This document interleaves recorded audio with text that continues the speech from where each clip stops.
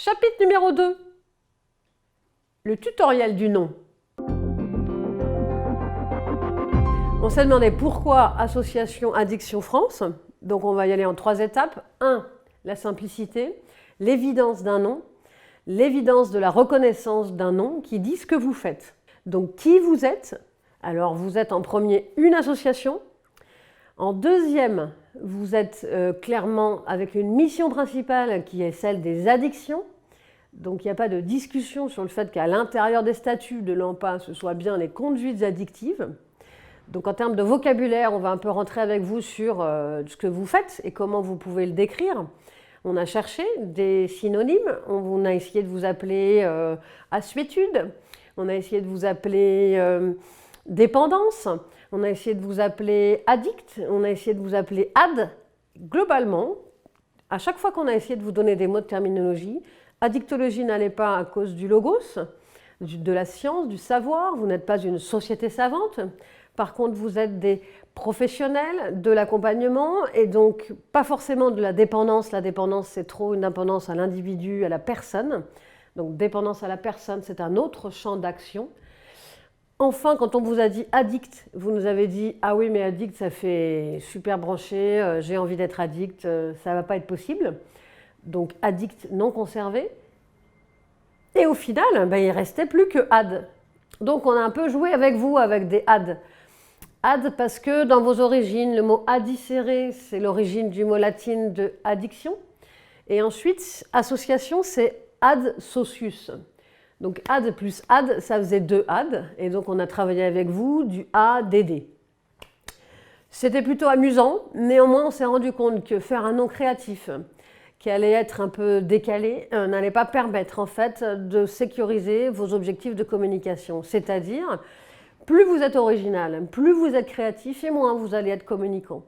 Donc là, par exemple, on a un petit quiz pour vous. Parmi la centaine de noms que vous nous avez proposés avec des ad et sans ad, il y en a un qui nous a particulièrement amusé. Donc, par exemple, d'après vous, le nom addictif, qu'est-ce que c'est? Option numéro 1, est-ce que c'est un salon de coiffure pour les accros au brushing? Option numéro 2, est-ce que c'est une proposition de nom pour votre association? La réponse, eh bien, addictif, c'est les deux. C'est donc un salon de coiffure et en même temps une proposition de nom qu'on a reçue pour votre association. Parmi ensuite toutes vos idées, il y avait le top des drôlades, on a appelé ça comme ça. Donc juste de vous dire, on a eu du ad nous, du ad main, du argionamento, du ad libitum, du gérald, du adstral, du ad nous, du ad plusieurs et de la pintade même, comme proposition de nom. Bon, évidemment, pour affirmer un peu un nom et une structure telle que l'AMPA, on a également complété votre nom par un 3e item, qui est celui du territoire. Le territoire, vous êtes bien dans une association de plein de territoires de régions, de localités, et tous ces territoires régionaux de localités sont donc bien à l'intérieur d'un seul et même territoire, qui est le territoire national, et qu'on peut peut-être nommer par son nom géographique qui s'appelle la France. Vous affilier au territoire dans lequel vous êtes, c'est dire que vous êtes étendu sur l'intégralité de la France. Donc ça donne à votre association une stature et une existence en fait nationale. Voilà. Chapitre numéro 3, le tutoriel du logo. Alors pourquoi ce symbole? Nous, on a cherché et on a trouvé avec vous probablement des formes qui faisaient un peu du sens. Pendant les ateliers, on a travaillé avec les dictionnaires des synonymes, également les dictionnaires des symboles. Donc pour la partie visuelle, on a travaillé sur les symboliques, dans un imagier des symboles. Par rapport à tout ce que vous nous avez répondu, alors on a dépouillé toutes vos feuilles de blasons, de tests, d'idées et créatives, etc. Alors vous êtes une majorité à préférer le chemin, le parcours de l'usager. Ensuite, en 2e position, vous êtes bien sur une question qui est une spirale. En 3e position, vous êtes sur les représentations des différents types de produits, alors avec ou sans produits. Par contre, là, on a une problématique de variété qui est compliquée. Et ensuite, vous avez donné plein de petites idées, vous avez à peu près tous contribué. Mais massivement, il y a bien 2 éléments qui sont ressortis, c'est le fil, le chemin, et le 2e, c'est bien la spirale avec un escalier descendant et montant à colimaçon. Petit quiz. Quel est le symbole qui n'a pas été cité pendant les ateliers? Donc un symbole, faisons bien, l'identité visuelle éventuelle de l'AMPA. Vous avez dit, à votre avis, la rose.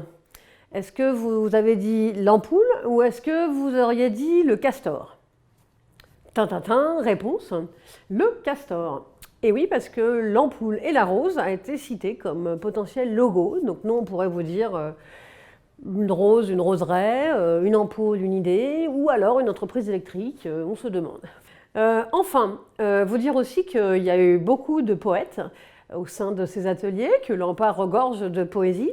Entre autres, vous avez deux petites histoires qui nous ont semblé, nous, parfaitement adéquates, mais qui étaient presque des missions impossibles à dessiner par les graphistes. Alors, rentrons maintenant dans le cœur. Et le cœur, ça va être cette question de forme de référence. Donc, voici l'image qui, en fait, est une des images qui a plus fait discuter dans les ateliers.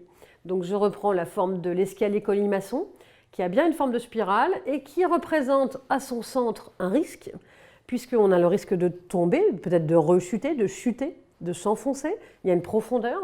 Et puis il y a une sortie possible puisque le colimaçon va vers l'extérieur, vers la lumière en fait. Et l'usager, vous nous l'avez expliqué, peut descendre, rentrer ou sortir à différents moments de son parcours. Alors cette forme de spirale, quand on a ouvert en fait les dictionnaires des symboles, on a trouvé tout un type de symbolique qu'on a trouvé particulièrement pertinente. La première chose, c'est qu'on trouvait que cette forme en fait, de spirale avait des capacités attractives, un peu comme les produits. La deuxième chose, c'est qu'on a bien saisi qu'elle était tridimensionnelle. La troisième, c'est que c'est long en termes de temps. Vous avez expliqué le temps long et vous avez expliqué la chronicité de ce temps. Également, vous avez parlé d'un mouvement. Donc on est d'accord, j'évolue dans ma spirale, je peux ressortir, rentrer à certains moments. Enfin, la multiplicité des éléments constituant cette spirale. Une référence principale que vous nous avez offerte pendant les ateliers a été le cycle de Prochaska. Alors voir ce schéma-là, le comprendre, voir le mouvement, le fait qu'il soit bien en cycle, que ce soit bien une forme ronde et vous envisagiez plusieurs entrées-sorties à des étapes différentes, ça nous a complètement libérés en termes de solutions créatives et ça nous a renforcés dans l'idée de dire bien sûr que la possibilité de la spirale, c'est-à-dire des parties de cercle, des modules qui s'enchaînent, peuvent être tout à fait signifiants par rapport à ce que vous nous avez expliqué. Alors, juste vous rappeler que vous allez trouver un système de cercle concentrique, vous allez y trouver le cycle du temps, vous allez y trouver un symbole de mouvement, vous allez y trouver une symbolique de la force et d'un changement d'état de force. Vous allez trouver l'énergie vitale de la renaissance. Vous allez trouver quelque chose du mouvement du centre vers l'extérieur, donc quelque chose de relativement optimiste. Et vous allez trouver aussi des significations de l'être au sein du changement, la danse du yin et du yang dont on a parlé ensemble avec un point négatif, une énergie positive et ce mélange des deux, de négatif positif, le plaisir de consommer, le plaisir du produit, la douleur et la difficulté de vivre avec, etc. Enfin, eh bien, la fin de ce cycle de yin et yang, c'est bien la résolution des contraintes dans un schéma harmonieux dans lequel, il me semble, est bien ce que vous souhaitez que les patients et vos usagers découvrent. Voilà.